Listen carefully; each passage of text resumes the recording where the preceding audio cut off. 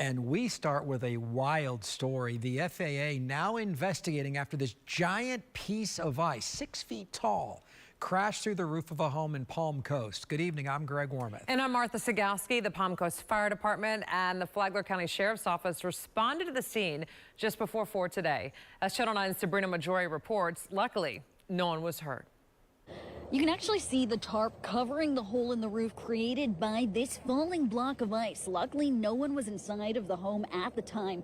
But the fire chief says this was not just a little bit of ice that fell here. It was over 6 feet long, and had it hit someone, this could have been fatal.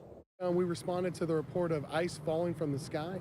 It's a new one for us. In sunny Palm Coast, Florida, a falling block of ice the size of a human, 6 feet tall and more than 3 feet wide in some places, left behind these smaller ice chunks and this gaping hole in the metal roof of a home.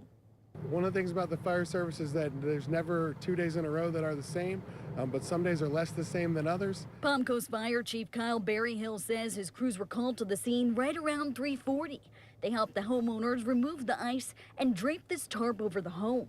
But what caused this block of ice to come crashing down remains a mystery for now. You know, the witness saw the ice fall, so it wasn't that they came upon it. Channel 9 spoke off camera with a woman who says she saw and heard the ice seemingly fall out of nowhere.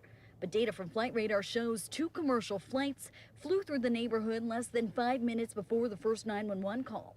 Aviation experts say water does sometimes leak out of planes and can form ice on the outside of an aircraft.